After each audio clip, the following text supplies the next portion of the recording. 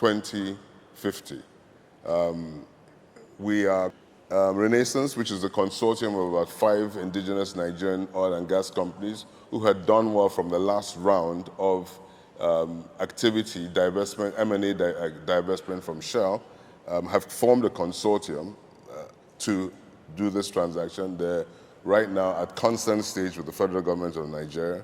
Total Energies have sold a 10% stake on their onshore asset to Chapal in Nigeria, and then Galp Energies have sold to Etu in Angola, which is a $443 million transaction. Eni to Apex, and then Tolo, Panora, and ExxonMobil's Chad assets were sold to Savannah, which is listed in the UK, but I mean, it's primarily an African independent for $670 million. Finally, there was Shell's assets, Sala Energy. I think that was a secondary deal done for $620 million. Now, in terms of what these divestments have done, they've ushered in a new area of opportunity, positioning M&A as a crucial driver for the transformation of Africa's energy landscape. I say this because with the reserve base, what countries have suffered from on the continent is a sudden ramp up, like we've seen Nigeria average at 2.5 million barrels per day, but drop to 1.3 million barrels of oil production. By the time you add the condensates, we're probably around the 1.7 million barrel mark. But the reality is that Angola, for example, has seen a ramp up and a drop. I feel what the indigenous companies could achieve is a stabilizing force in terms of maintaining that production. In Nigeria, for example, 70% of the majors' production on the onshore came from 30% of their acreage. And it took time for the regulators to realize, well, they knew this was going on, but to encourage those oil companies to consider divestment as an approach, and to also ensure that the local population had the capacity, the willingness, and the intention to be able to develop these resources.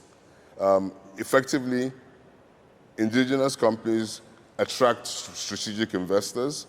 We've been able to diversify our energy portfolios. We were a downstream company, and by these opportunities, we were able to transit from being a downstream company distributing fuels, distributing gas, into a substantial upstream player within our local environment. We've been able to foster local content and employment, over 3,000 employees, and increase investment in regional infrastructure. We have cross-border investments in other African countries.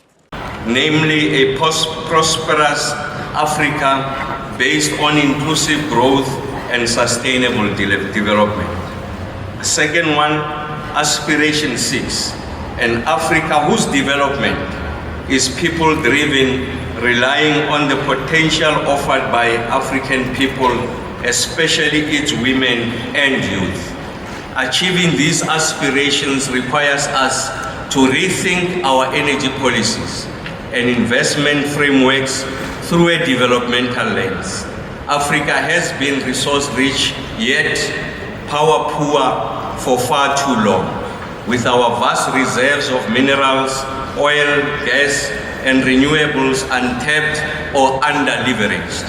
Addressing this disconnect requires structural reforms and substantial investments to build resilient, inclusive energy systems that empower African communities and industries. The challenge of energy access is not simply about expanding supply.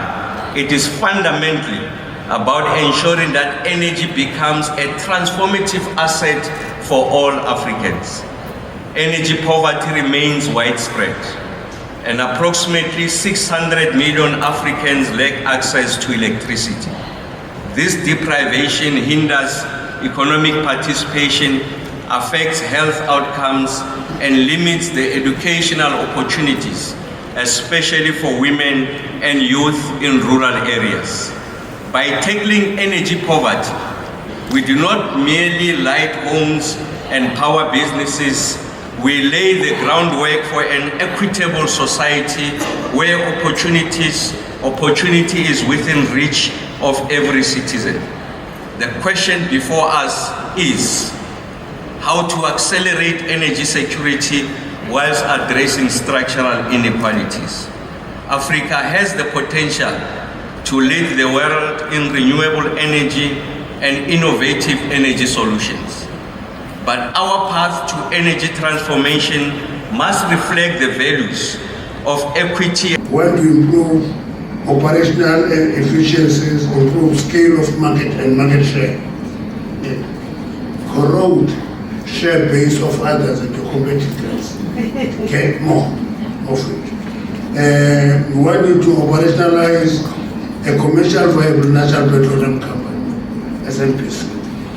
It is very important to start anything from scratch. I can tell you that I have a limited experience on that, but to start something else, it's difficult but it's exciting because you don't copy notes from anybody. You take your own initiative, you think original, you do things the way you see them, the way you imagine them. You improve operational efficiency within the Central Energy Fund. I must also say that for the time being, once we pass the legislation of establishing the SANPC will be out of sight. It will be a standalone company. It will move as such. We're not just growing your empire.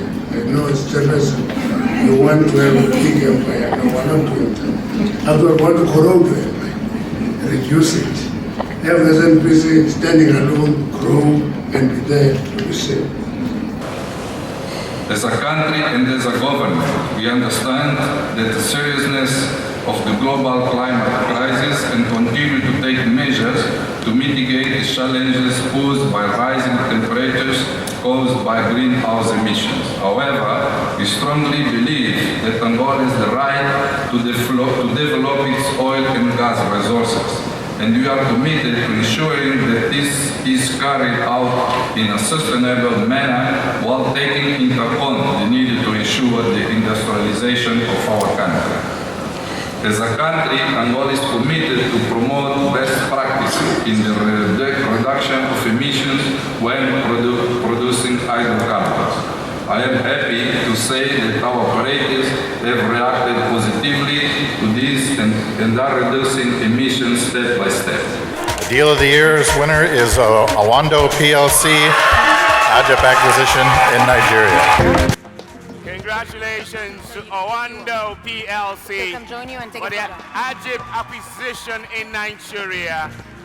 Deal of the Year in Africa Energy Week 2024.